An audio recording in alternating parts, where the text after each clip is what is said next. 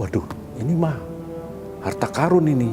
Ini kita menemukan harta seperti ini mau diapakan.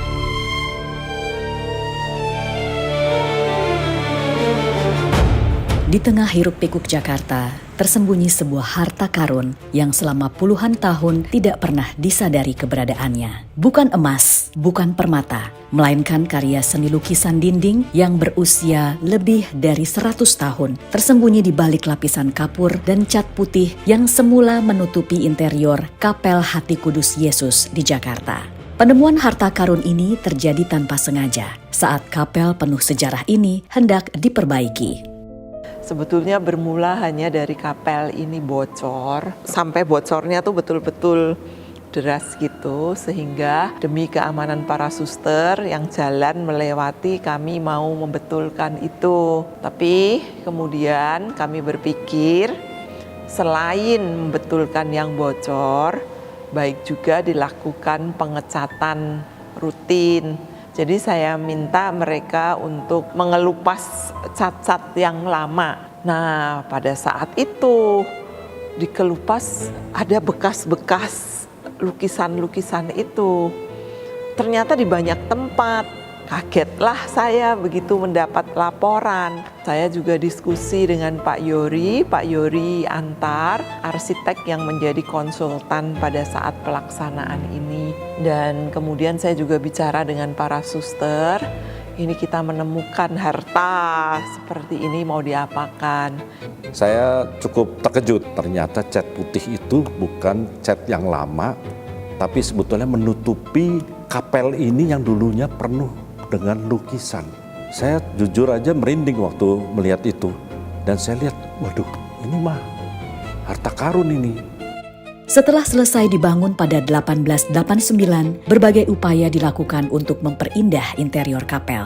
Pada 1890, para suster membeli altar baru dan kaca-kaca patri yang dipesan langsung dari Eropa. Sekitar 2 tahun kemudian, seorang seniman Eropa bernama Broker diundang untuk menghias interior kapel menjadi sebuah karya seni yang penuh simbol dan makna. Namun tidak diketahui pasti kapan dan apa alasan mahakarya tersebut akhirnya ditutup lapisan kapur dan cat putih.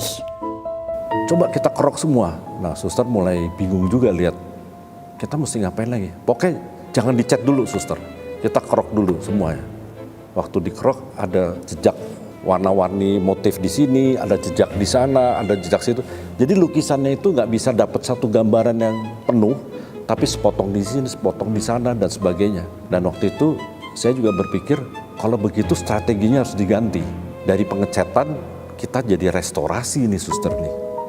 Tidak ada yang menduga bahwa proyek sederhana memperbaiki kapel yang bocor akan berubah menjadi perjalanan menemukan kembali sejarah yang hilang. Kalau memang mau dilakukan restorasi, kita juga mesti bekerja keras karena harus mencari gambar dari kapel ini kan, yang aslinya seperti apa gitu. Jadilah kami berusaha mencari gambar itu dan kebetulan kami kedatangan tamu dari Belanda. Beliau adalah bendahara dari para suster Ursulin di negeri Belanda.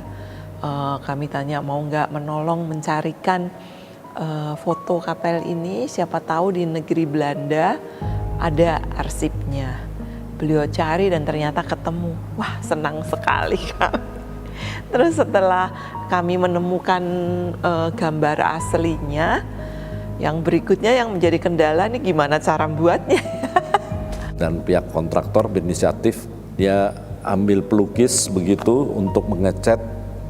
Loh kok jadinya kok kayak, mohon maaf kalau seperti lukisan di belakang becak gitu loh. Kayaknya nggak begini juga nih lukisan, kok kenapa mengkilat ya. Kami beruntung kebetulan saya banyak sering berkegiatan bersama Yayasan Tirto Utomo untuk merestorasi banyak desa-desa adat di pelosok Nusantara, dan dia punya ahli restorasi lukisan namanya Mikhaela. Dan Mikhaela menyampaikan apa yang dilakukan di saat itu. Kita melukis setelah satu kolom ini, itu metodenya salah semua. Salahnya apa? Dari kuasnya aja udah salah, catnya apalagi, belum dempulnya juga ya. Semua itu harus kita cek ada di era kapan ini dilakukan ya.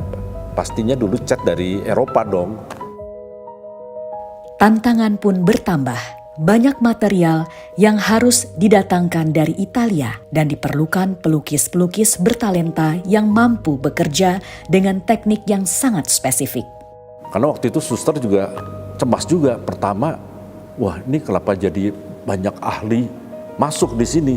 Ya, kapan selesainya? Kalau kita minta Mikaela yang suruh melukis sendiri, kita nggak tahu kapan selesainya.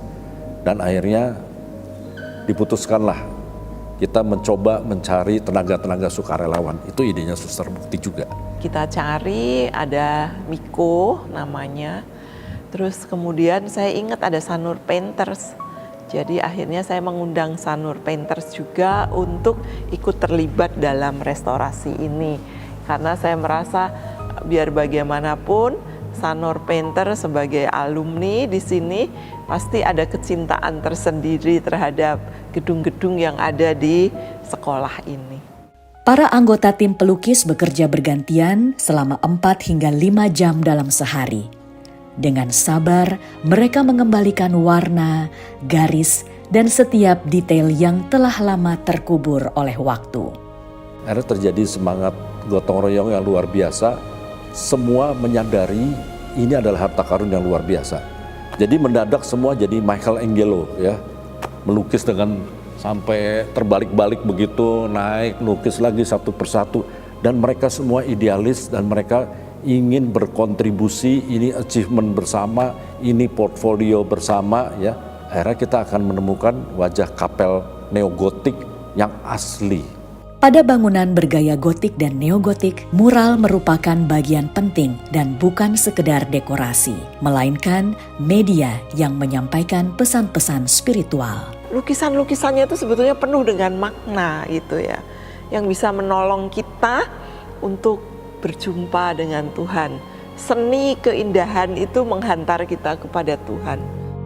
Setelah melewati proses restorasi yang panjang dan penuh tantangan, Kapel Hati Kudus Yesus kini kembali memancarkan keindahan yang pernah dibayangkan oleh para pendirinya lebih dari 1 abad lalu. Dan saya senang sekali semua peristiwa restorasi Kapel Santa Ursula ini sudah direkam dalam buku. Dan ini buku ini bukan hanya sekedar buku kapel ini. Ini buku tentang keilmuan begitu. Bagaimana kita merawat sejarah begitu. Semoga kapel ini menjadi tempat untuk orang-orang bisa berjumpa dengan Tuhan. Orang-orang bisa merasakan kasih dari Tuhan lewat pancaran hatinya yang maha kudus.